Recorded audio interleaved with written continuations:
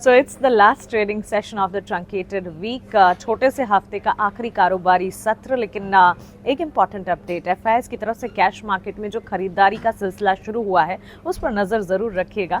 FIIs ने पिछले 2 trading session में कैश मार्केट में 10,000 करोड़ तक की खरीदारी की है, विच इज अ पॉजिटिव, तो इस पर नजर जरूर रखी जाएगी। लेकिन moving to the stock watch, आज मेरी तरफ से 3 स्टॉक्स जो कि रेडार पर होने चाहिए। सबसे पहले तो आईटी मेजर विप्रो कंपनी के नतीजे आते हुए दिखे। इनफैक्ट रिजल्ट सीजन की शुरुआत ही ऑफिशियली कह सकते हैं टीसीएस के नंबर्स के साथ हुई और अब विप्रो के नतीजे आए। नतीजे वैसे कमजोर रहे और रेवेन्यूज की अगर बात करें लोअर देन एक्सपेक्टेशंस देखने को मिले। मार्जिन्स के फ्रंट पर भी हमने देखा एज पर एक्सपेक्टेशन कामकाज था, लेकिन Q1 गाइडेंस ने सबसे ज्यादा निराश किया।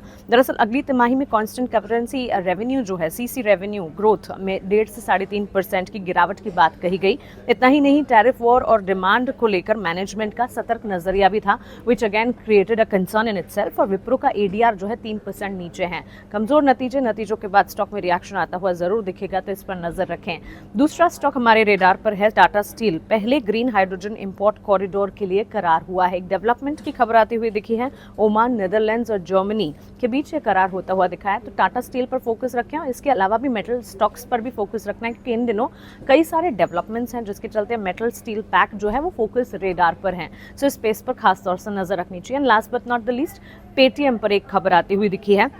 विजय शेखर शर्मा ने करीब 1800 करोड़ रुपए के ईसॉप सरेंडर किए हैं। वॉलंटरी सरेंडर की खबर यहां पर आई है, लेकिन खर्च बढ़ने से नतीजों पर 492 करोड़ रुपए का असर दिख सकता है। सो इस खबर के चलते पेटीएम के स्टॉक पर भी आज नजर रखनी चाहिए। तो 3 stocks on the radar, Wipro, Tata steel, overall metal pack और साथ ही पेटीएम फ्रॉम आवर साइड।